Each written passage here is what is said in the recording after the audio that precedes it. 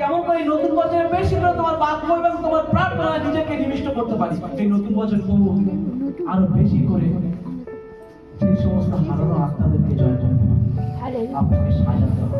Hallelujah. আপনাকে আপনার মনকে নবীকরণ করতে হবে। প্রভু আমি নতুন বছরে আরো আত্মা আরো লোকেদের কাছে তোমার সুসমাচার আমি দিতে চাই। হালেলুয়া। এটা আপনাকে আমাকে সাজাতে হবে। কেননা যদি আপনি এই সমস্ত নবীকরণ না করেন, কারণ অলরেডি আপনি প্রভুতে এসে গেছেন, আপনি সবাই আমরা প্রভুতে আছি এখানে। তাই পুনরায় নিজেকে সাজানো গোছানো, পুনরায় নিজেকে সাজানো গোছানো বলছে অনন্ত জীবনের উদ্দেশ্যে জীবন যাপন করুন।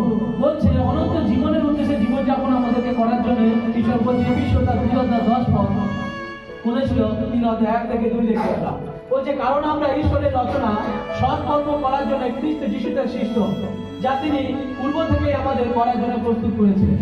কি বলছে? আমরা ঈশ্বরের রচনা এবং ঈশ্বর আমাদের সৎকর্ম করার জন্য ঈশ্বর আমাদেরকে সৃষ্টি করেছে। পূর্ব থেকে ঈশ্বরের এটা পরিকল্পনা, ঈশ্বরের পরিকল্পনা এটা যেন আমরা কোথাও সৎ দেওয়ার জন্য। বলছে আমাদের জীবনের উদ্দেশ্য হবে কি না, আমাদের জীবনের উদ্দেশ্য কি?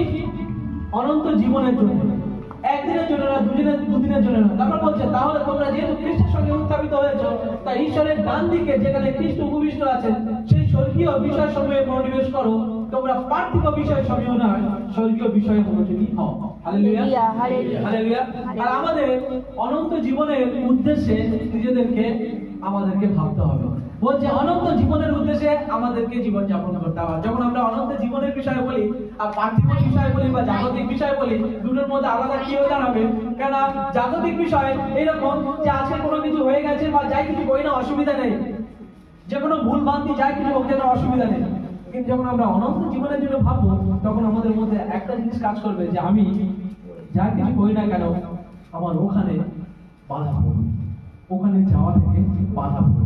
তাই যখন আপনি বলেন চোখে আমি আজকে মদের বোতল রাখা রয়েছে, আপনি আজকের মদের বোতল হাতে তুলে আপনি খেতে যাবেন, তখন আপনাকে ভাবাবে যে আমি ওটা হাত দেবো, কেন ও আমাকে অনন্ত জীবন পাওয়া থেকে আমাকে বাধা দেবে।